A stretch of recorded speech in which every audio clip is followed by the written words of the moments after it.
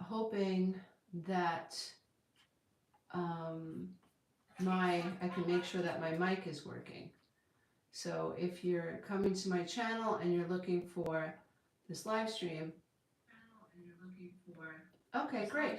So the mic is actually working. I'm so glad, because I've had issues with mics before. If you know anything about me, you know that I'm not the most tech savvy. So today we're going to be talking about something that I think is so powerful and so profound.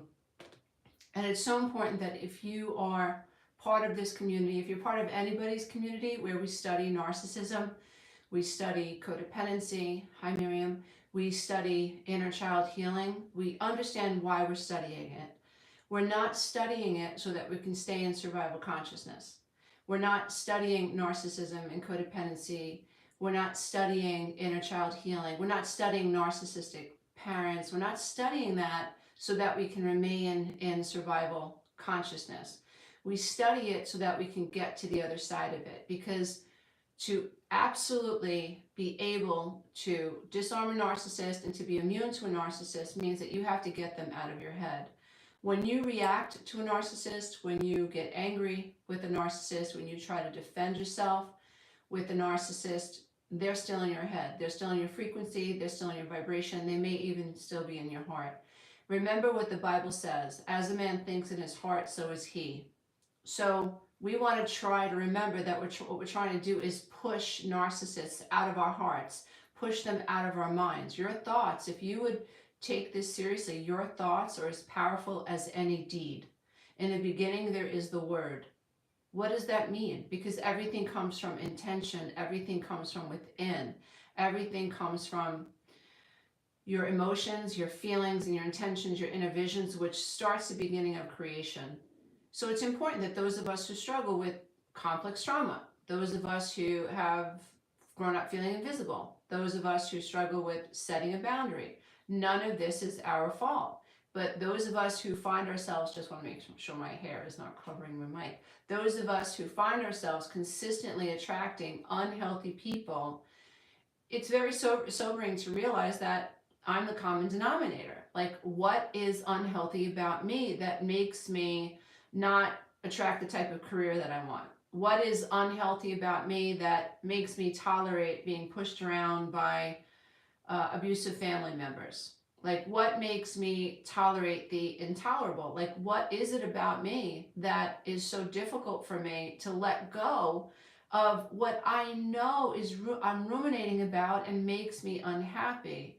So today we're talking about this idea, like, how do I become immune to toxic people?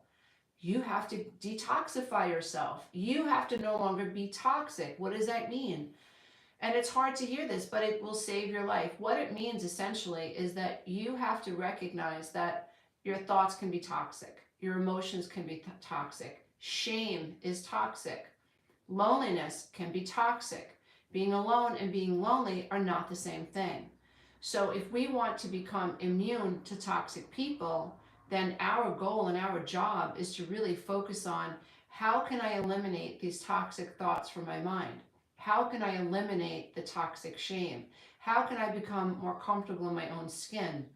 What we want to understand is kind of some basics. As a child, if you did not receive the maternal consistent, so maternal warmth and love from parents had to be consistent for it to stick. If you grew up, if you were adopted, if you were put in foster care, if your parents struggle with mental health issues, if they were addicts, if there was narcissism, if there was codependency, if there was parentification, if there was inconsistent love, if your parents were emotionally immature. This is not about wagging our finger and saying, you did this to me, and getting stuck there, because that's not where your power is. You really are an extension of Creator, at least I think so.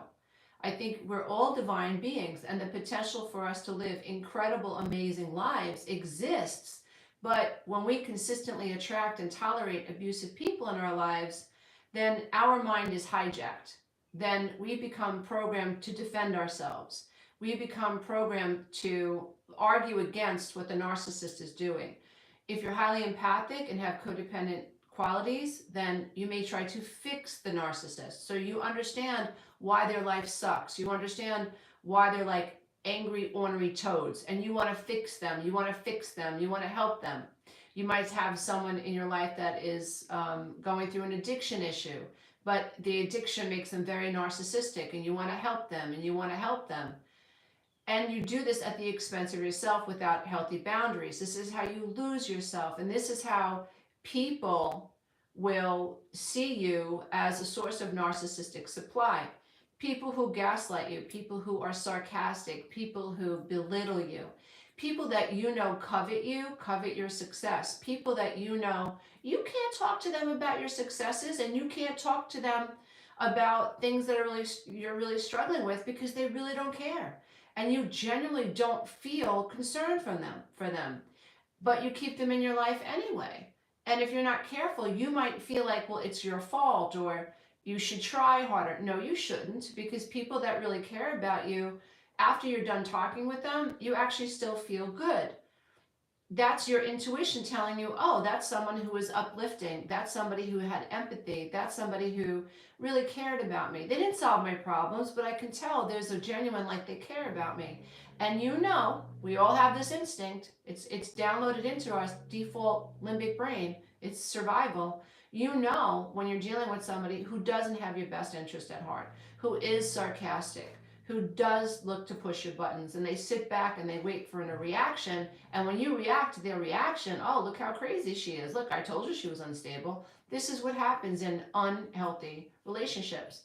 We want to be immune to that. And how I'm still a work in progress. I find that the closer someone is to me, the harder it is to do this work. So in the beginning, it was so much easier to like recognize if somebody at Target was a little too toxic for my liking and called me the B word under her breath or his breath. Okay, I can let that roll off my back and not get sucked into that. I don't have to defend that, right? You don't know me. You're in a bad place. Okay. But as you start to get closer and closer and closer to your heart, as you get closer and closer to this work, and you get into the nitty gritty of your inner child wounds, you're going to, remember, your triggers are your teachers. You're going to be triggered by people who mirror the energy of the people in your life as a child that hurt you the most. You're going to get triggered by them. And you're even going to attract them into your life for the purpose of overcoming the childhood patterns. That's why these patterns keep being recreated. That's why you go from one toxic relationship to the next toxic relationship and so on, because you're stuck in childhood and you haven't figured out how to ascend and transcend that level of consciousness. Einstein says you can't fix a problem from the same level of consciousness or awareness that created the problem. We are unaware that our inner childs are running the boat. We're unaware that we are still in the same energy and the frequencies and operating with the same belief systems that were created when we were children. We don't know that. We chronologically aged, but mentally and emotionally we're stuck. On top of that, you have the default mode network of the brain. You have the survival brain. We are wired for survival, not happiness. That's why, 1% of us, 2%, okay, let's be generous, 5% of the world runs 95% of the world. 95% of the people are worker bees, and only 5% of the people on the planet get to this level of conscious awareness where they create such deliberate abundance and wealth in their life. Why? Because we are wired to watch out for the lions and the tigers and the bears. And so if you came from a home where you were supported, financial success was supported, creativity was supported, then you're going to have a much greater chance at financial success and healthy relationships. You just will, because your brain is not built for watching out for the negative. It's built for what's the next great thing? What's the next beautiful thing I can create? How do I expand? How do I keep up with my expansion? Not true with a child from trauma. The other thing that we have to think about is that it's not always a big T trauma.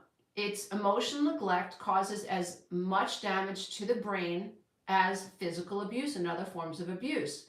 So many people that come through my coaching programs, people that I know personally, they're like, I've always thought that I shouldn't focus on my past, and my parents did the best that they could. And, I didn't have it as bad as Susie Jane down the block, right? So they're talking themselves right out of accessing what it is that has hurt them and what is that's keeping them stuck. It represents self-abandonment. It represents self-alienation. It represents shame. This idea that no, I can't. It's not that bad. Everybody has it worse. My parent. If you feel invisible, if you struggle with relationships, if you are not waking up, if you're not waking up every day with how am I going to make this the next great day of my life, next best day of my life, if you consistently and perpetually fall into negative thinking patterns and you just can't create momentum in your life, that is not your fault. Remember, the brain is wired to look for lions and tigers and bears. And so if you come from trauma, then you know that the lions and the tigers and bears exist. And sometimes they're your mother, they're your father, they're your sister, they're your brother, they're your aunt, they're your grandmother and grandfather, aunts and uncles, people that you should trust. And if you, by the time you're 3 years old, have come to the conclusion that everybody in your family is untrustworthy, you, dear one, are going to struggle with cognitive dissonance. That's not your fault. You are going to get stuck in survival consciousness. It's not your fault. You are going to live waiting for the next shoe to drop. Your brain is going to be filled with cortisol, the corpus callosum, which attaches the left brain and the right brain together. It's like a bridge. Will start to disintegrate because high levels of cortisol disintegrate the corpus callosum. This is why those of us with CPTSD issues, we have really big gaps in our memory. In the 12-week Breakthrough Coaching Program, I ask people to relive, tell me about your timeline, give me a timeline of what happened to you as a little boy or as a little girl. So many people can't remember, right? And that's indicative of a corpus callosum that has been damaged. That's not their fault. And then we take this idea, and in week 3, we talk about, okay, what were your dreams? Oh, I can't remember my dreams. Of course not, because your imagination center was being used to be hypervigilant, to focus on mommy's moods, to focus on daddy's moods, to live in fear. Not your fault. So Susie Jane that lives down the block who has a loving mother who's consistent, Susie Jane who has a father who's consistent, Susie Jane that comes from a family that is consistent and nurturing, right? When she's 2-3 years old, she's running around the house thinking she's a rock star, or she's running around the house thinking that she's going to be a veterinarian. So her imagination center, right? Her imagination center is being used to create a future desired outcome. Children with trauma use their imagination center to fear a negative outcome. We live in fear of a negative outcome. So we are not immune to narcissists when we fear negative outcomes. We are attached to an external experience. We associate pleasure with attaching to people, energy beings that mirror the energy of our abusive or neglectful parents. Lions and tigers and bears, oh my. If you can't figure that out, or you never figure that out, you will go 10, 20, 30, 40, 50. I coach people into their 80s who are just like, oh my God, I can't believe I did this again. I can't believe I did this again. It's not your fault. If you don't figure out that what's happening is subconscious, and I really hope everybody here gets this, right? If you're here, there's a reason that you're hearing this. So many people, millions of people are not here, right? This is no coincidence that you're listening to me right now. If you come from trauma, it is essential that you first acknowledge that you come from trauma. If you come from trauma, which includes emotional neglect, I don't care if you had a rainbow pony in your backyard and you had ballet classes 3 days a week. I do not care. If your mother and father were not present with you, if you never felt seen, if everybody was on their cell phone, everybody was too busy to ask you how you were doing, if everybody was too busy to notice that you were crying, if everybody was too busy to notice that you were starving yourself to death, if everybody was too busy to notice that you had acne or that you were vomiting, if everybody was too busy to care about what was going on with you, that meant that you did not feel anchored to an external source, i.e. mother, father, aunt, grandma, whoever, that made you feel safe. That's why we can't emotionally regulate. Many of my clients say, Lisa, I know what my emotions are, but they're over the top. I can't manage them, and then I feel ashamed of them. Of course, because you get to a point energetically where you cannot carry you can't suppress the emotions anymore, somatically. Everybody has a tipping point. That's when you become reactive. That's when you're raging. That's when you're resentful. That's when you become snarky to your spouse and your kids. You're just That's when unloading the dishwasher, you just want to cry. It's just another thing that I have to do. You're overwhelmed. So you will get to the point where you just can't suppress your emotions anymore. And on this path, you might be so reactive, and people might even be avoiding you because you're just so nasty. Well, you're nasty because you're trying to solve a problem from the same level of intelligence that you were at when the problem got created. That was not your fault. You're not good enough. You're invisible. Your emotions don't matter. You're over emotional. If you talk about your past, that means you're a negative person. You're playing the victim. All this cognitive dissonance inside your poor brain, inside your mind, is confusing the crap out of you. So you're not going to be able to get to peace and abundance and a healthy relationship from there. Something has to stop. Something has to change. So think about this idea that if you come from trauma, you are 1,000 times more likely to be in a toxic narcissistic relationship later on. Think about that. Why? Because you are more than likely someone who doesn't know what it feels like to be in a peaceful relationship. So you resonate with chaos, don't know it. Even if you're love bombed. See, here's the thing. When you have an energetic hole inside of you, narcissists can smell that. We are built to smell vulnerability in other people. Why? We have to know, is this person that I want on my team or not on my team? We're built to smell it. Now, a healthy person will have empathy for somebody who is vulnerable, who is sad, or who has issues. We'll feel empathy for them and even want to help them. Not so with a narcissist, sociopath, or a psychopath. That's why it's so important to understand this if you come from trauma.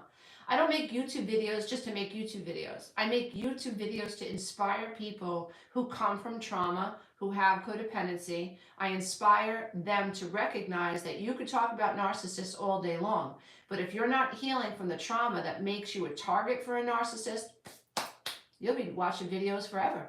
It's not going to change anything. Sure, you'll be able to identify a narcissist, but it's not going to make you immune to a narcissist. And it is not enough to shut down and to isolate and say, I'm done with relationships. That is still survival consciousness. That's survival consciousness. You are a creator at your heart.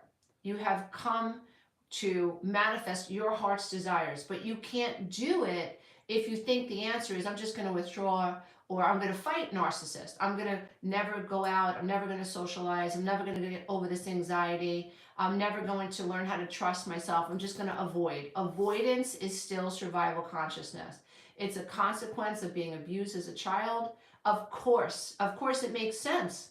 Pain versus pleasure. You would associate pleasure with avoiding relationships. That's not your fault, but I'm here to tell you it's not enough. It's not enough because you're still shutting down. You're not letting love in, and you're not letting love out. So you're constricted. So you're going to flow cortisol versus oxytocin. You're going to have fear in your body, which is going to hurt you physically. That's going to suppress and irritate your immune system, activate your gut unnecessarily, right? You're going to be giving off an energy. And the energy is that I don't want to be around people. And then when people don't come around, you're upset that people don't come around. Or you'll get close to somebody and then you'll fear them rejecting you, and then you'll sabotage the relationship. This is trauma. It's not enough. So to become immune to someone who's highly toxic, a lot of people don't want to hear this, you have to start looking within. You have to look within. Now, what helps, I hear it all the time. I've been interviewing people all week for the 12-week Breakthrough Coaching Program who are in my current class. Time and time again, what they're saying is, Lisa, I never knew how to look within. I never knew how to observe my emotions from a higher state of consciousness without feeling ashamed of them. Of course, right? Because people are trying to heal from the same level of consciousness they were at when they were being wounded. It's sort of like a 3-year-old trying to heal a 3-year-old. You can't do it, right? So you have all these wounds, and then the 3-year-old you was trying to heal the wounds. You can't do it. But the higher self you, metacognitive you, the you that can tap into higher consciousness and be trained and skilled to tap into higher consciousness, that you can heal the inner you. So it's so important that if you want to become immune to a narcissist long term, that you start thinking about, like, what is it about me, right? What is it about me that, am I giving off like a I'm afraid vibe, I'm a fear vibe, I'm afraid of criticism vibe? Am I giving off like I expect you to fail me vibe? Am I giving off a lack vibe? Am I giving off please need me vibe? Am I giving off I'm afraid of you vibe? Please don't harm me vibe, because that's going to attract people who are going to harm you. There's three parts of your mind: the subconscious mind, the conscious mind, the superconscious mind. Children of trauma operate, okay, hear what I'm saying, the subconscious mind is in control, the fear is in control, the patterns are in control, the programming is in control, right? So now we're looking out. Amy the amygdala, think about Amy the amygdala and Harry the hippocampus as blinders. So imagine the inner child is stuck in this house of Amy the amygdala. And Amy the amygdala and Harry the hippocampus are saying, don't go out there. Everybody's going to eat you up. Everybody's going to hurt you. But once in a while you venture out. What energy are you in? You are in an expectant, they're going to hurt me energy. And what happens, believe it or not, what happens is that's what you see. That's what happens. And it happens over and over and over. I know, because I've been in that cycle. And it does take self-mastery. Now, you can't have the big things until you master the little things. You can't. It's why 5-year-olds go into kindergarten before they can make it into graduate school. It's the same thing with spiritual concepts and inner child healing, codependency healing, and healing from narcissistic abuse. We have to start small. So the best place for you to start right now, if this is a new concept to you, is rather than focus on the narcissist, which is what I was doing for 12 years in my marriage, focusing on him, focusing on how people treated me, I wasn't focusing on, why do I react to people this way? Why do I care so much? Why does it offend me so much? Why am I trying so hard to find a way to speak to people in a way that they can hear me? Why? Right? I took the focus off of everybody else and I put it on, why am I this way? Why am I this way?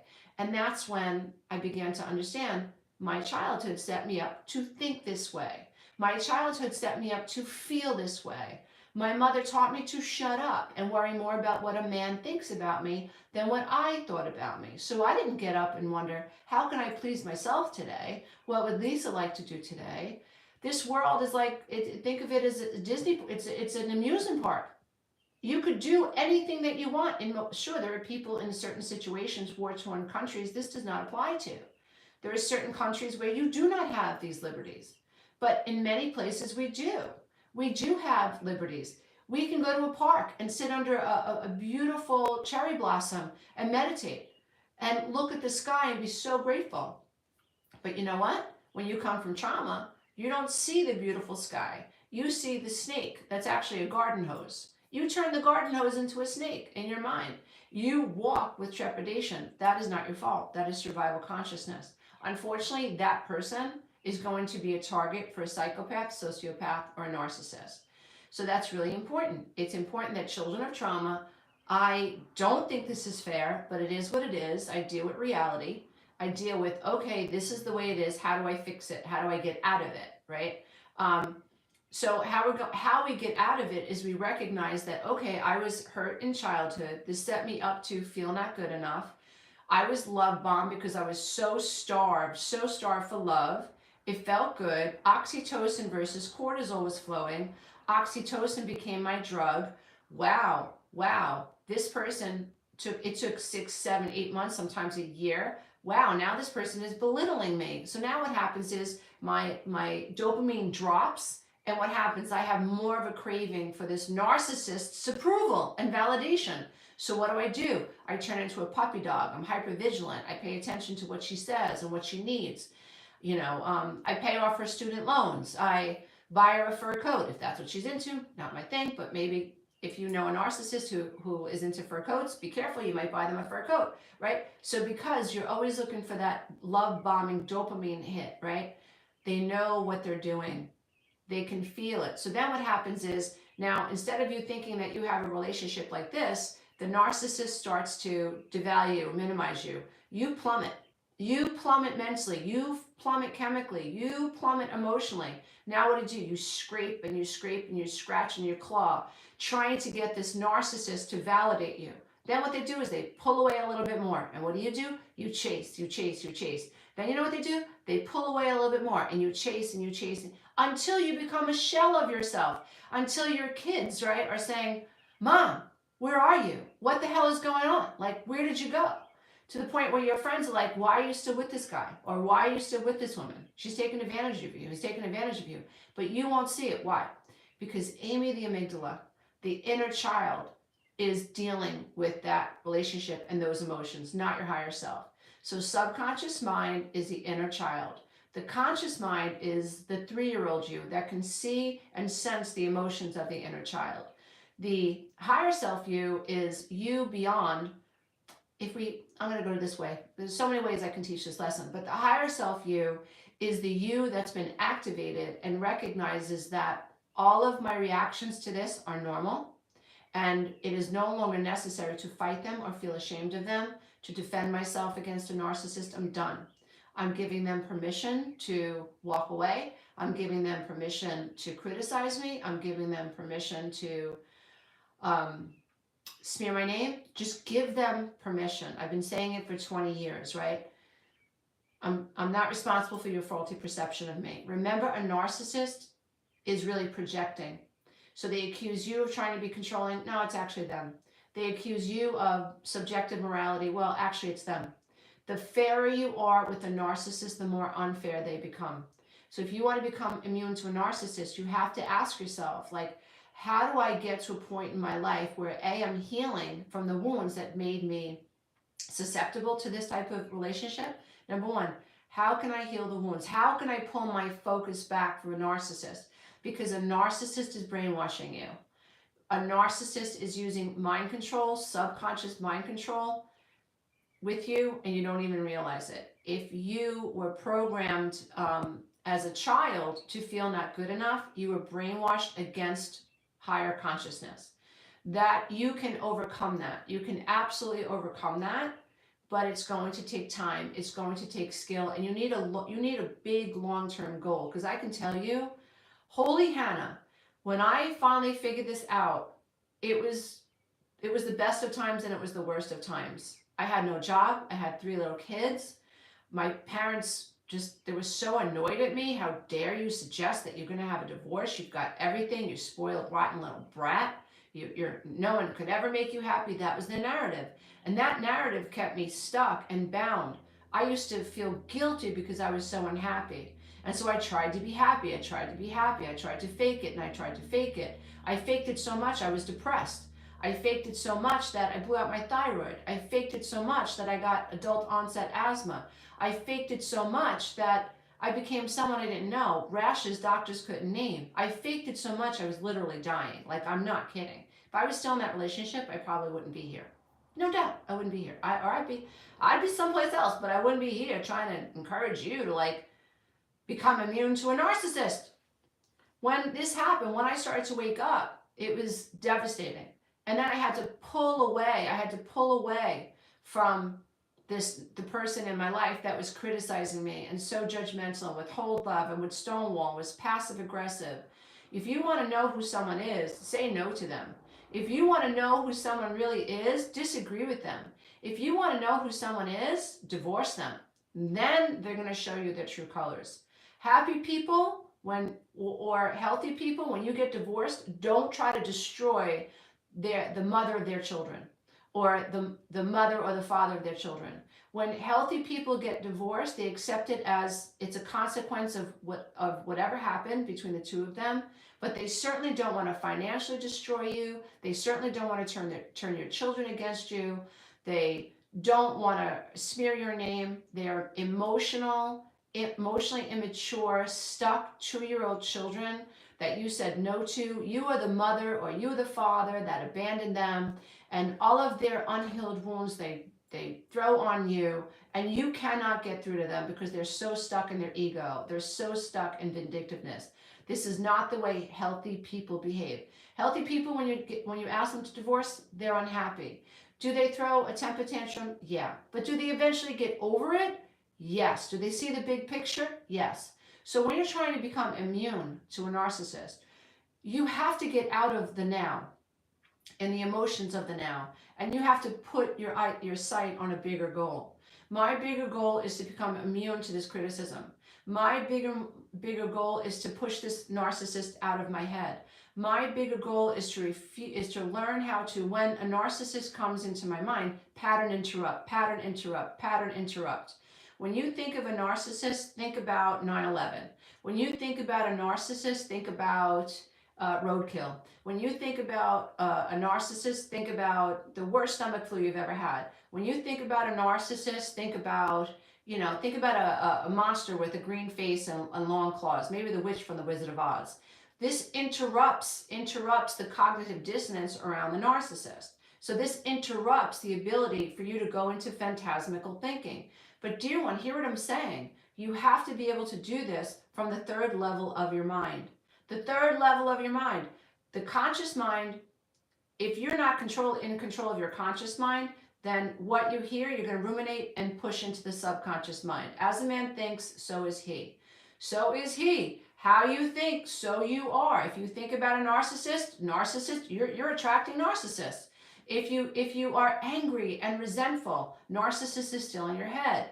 If you watch YouTube videos about narcissism, but you're not using them to figure out, well, what can I gain from this creator, the YouTube creator or podcaster, that's going to help me escape this dynamic? What's going to help me move through it? You don't want to spend the rest of your life watching YouTube videos about narcissists. You don't. Trust me.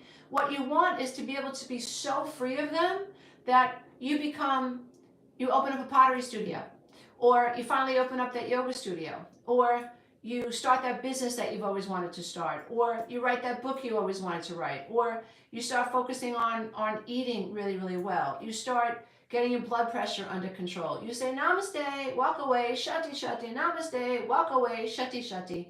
And if you do this consistently, you will be immune to narcissists. Now, I invite you to join our challenge, which is going to take place in my private Facebook group. I invite you to these live streams. I have live streams inside my Facebook group.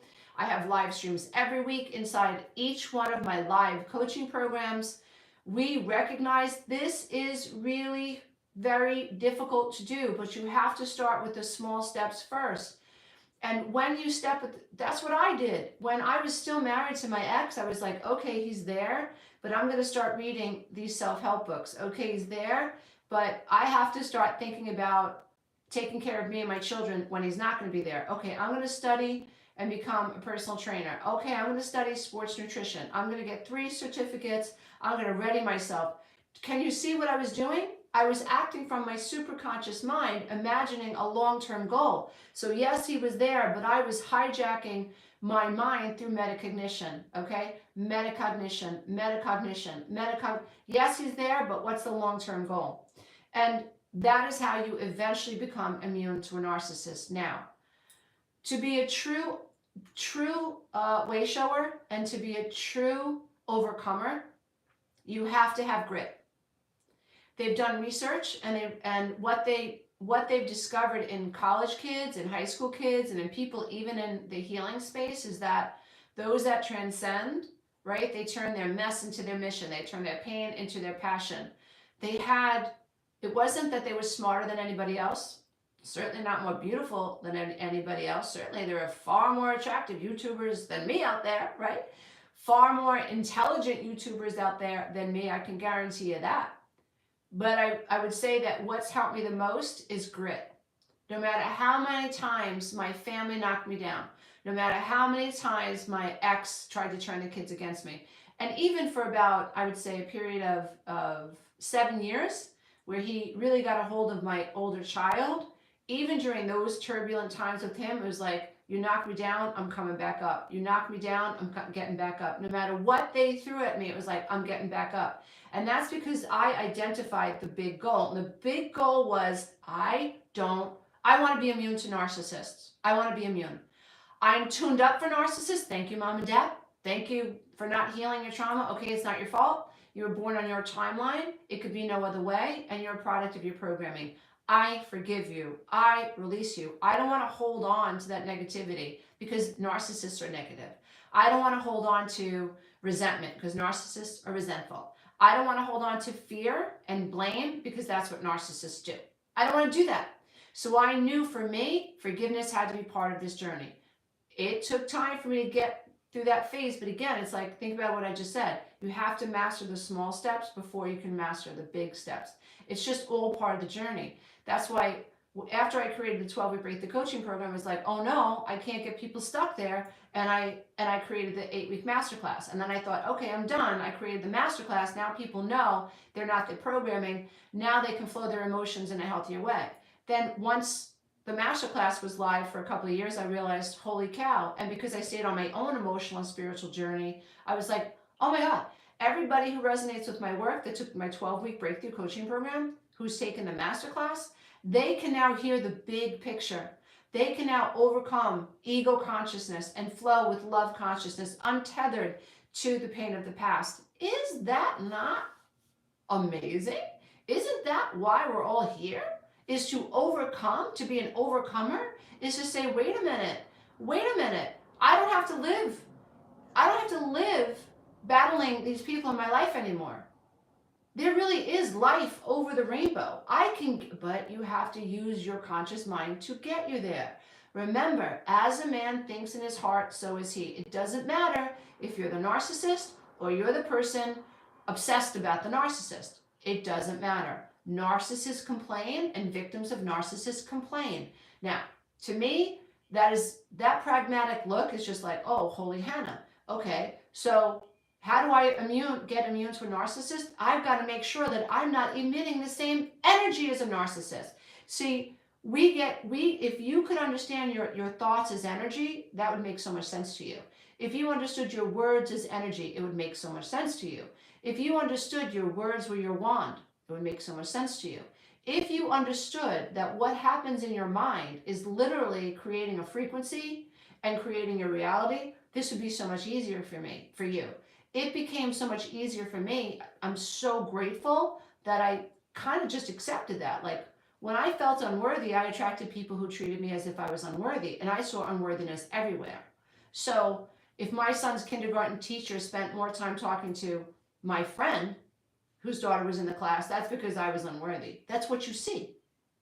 But I thought, wait a minute, if I go back to the beginning and I believe that I am enough, because I am enough, even though you can feel not enough, you are enough. If I go back to the beginning, and that becomes that little step that I take, that's why I always point people towards my inner child meditations when they're first starting to do this work. And all of my coaching programs come with specific meditations that we introduce at week 1, another one at week 2. So we're building off every prior lesson.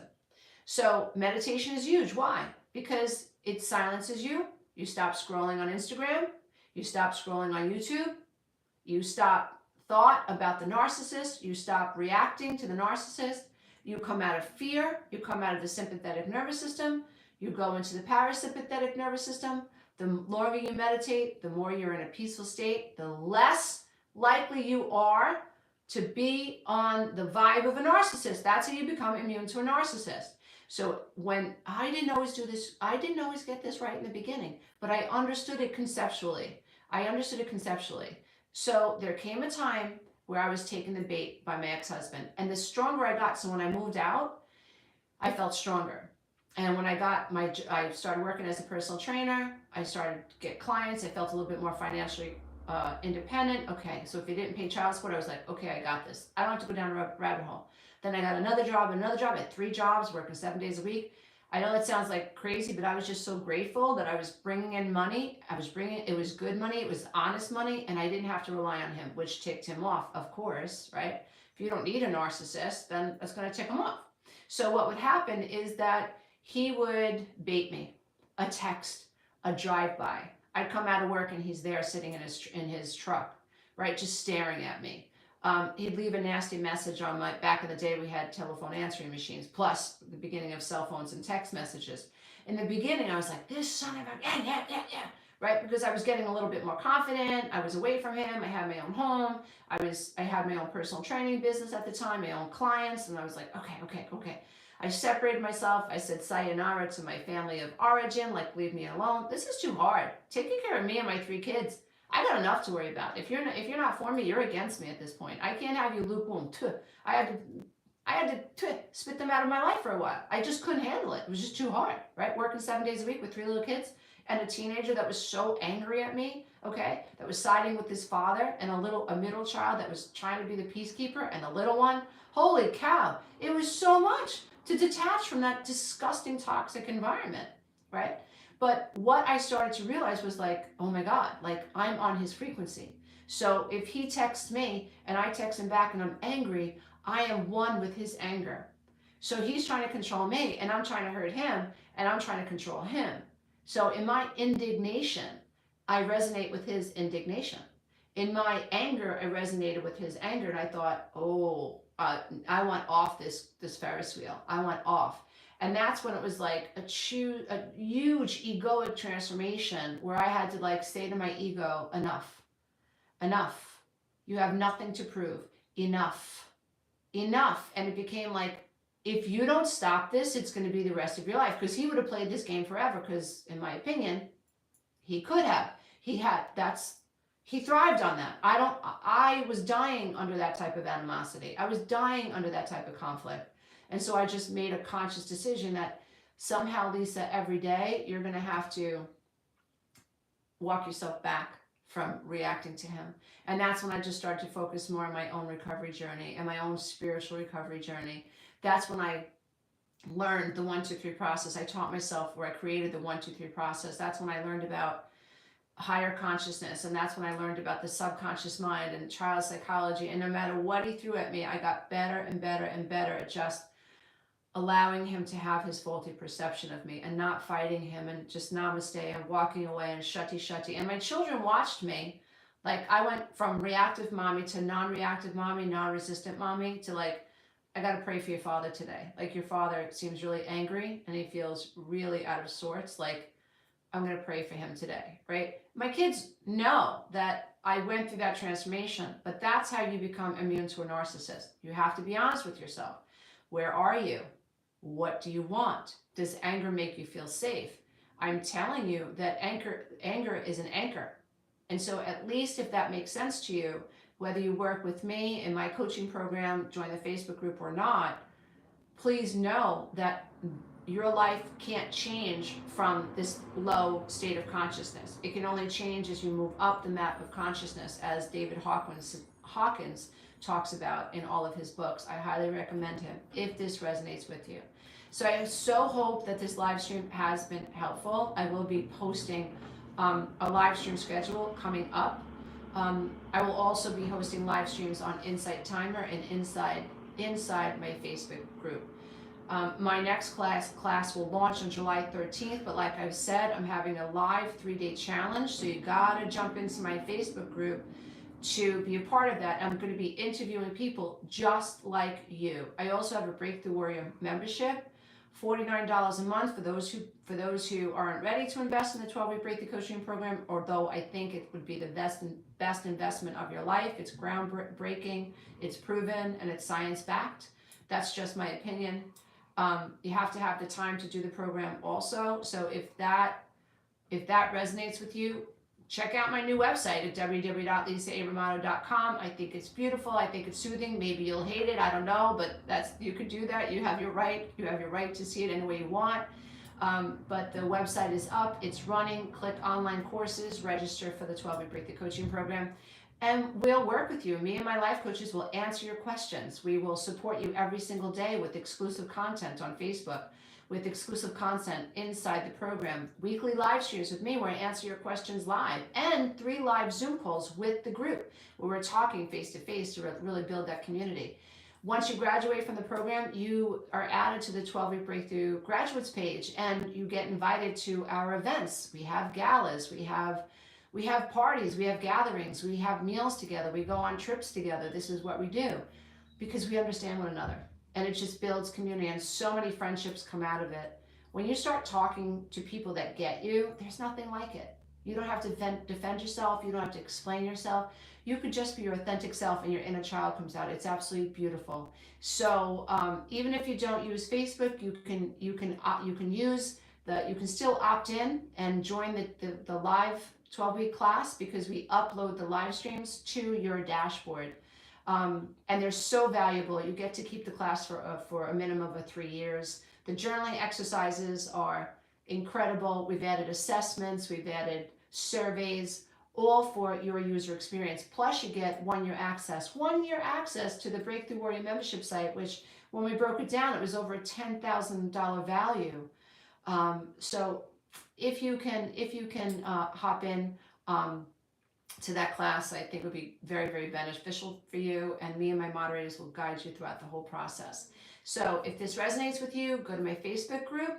I'll leave a link in the community post today. Also, if you're not on my email list, I suggest you get on my email list so you don't miss these notifications. Go to www.lisaeromano.com. You can join the newsletter or opt in for my freebies, the Codependency Commandments. You can get them downloaded right now. You can watch the on-demand presentation for Codependency. What else do we have? Oh, and you can take the quiz. These are all... Oh, there's also the 21-day kickstart. There is so many free things that you can get on my website. Go to www.lisaeromano.com. And if you register early, you'll save between $500 and $600 for the next class, which is pretty exciting. Thank you, YouTube. I love you. You have helped me. I'm going to get emotional. I've grown up in front of you. I'm now 60. I started this channel in 2009. Imagine 2009. I was finally getting to have the confidence in myself to talk about what I thought was really important, because my family was not listening to me.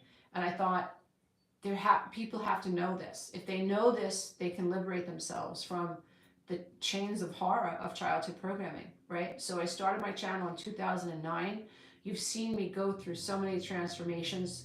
And I just want to say thank you for being there for me. Thank you for sharing my videos. It helps so much. Thank you for subscribing. Thank you for hitting that notification bell. Thank you for your comments. When a troll shows up, I eventually learned to realize, like, I'm just going to shutty. My community took care of it. Like, and the trolls disappeared. Like, I don't know you personally, but I know you personally. And if I can inspire you to look within, if I can inspire you to understand that, yes, you have to know about narcissists and their toxicity, and you have to know the signs, but you have to work on yourself, and that's where the liberation comes from. If I can inspire you to do that, I can go to bed at night and feel like, okay, I added to the planet. I didn't take today. I added. Well, sometimes I take because I'm not always nice. You know, sometimes I'm ornery, and sometimes I don't feel good, and sometimes I slip below the veil and my old patterns come out, but I'm conscious about them. And I want to die well. And the only way to die well is to live well. And YouTube has been such a big part of my journey. And no matter where you are, no matter where you live, I just want to say thank you so much, because you showing up for me, commenting, sharing my videos, it's so important, especially in such a crowded space like YouTube today and social media, to get this message out. So we can do this, we can heal, and we can create from a space of abundance. So don't forget, www.lisaeromano.com. And if you're struggling to, we do have payment plans for the next 12 class, but you know what? This is my $27 Inner Child Healing Journaling Workbook. It is phenomenal. People are loving it.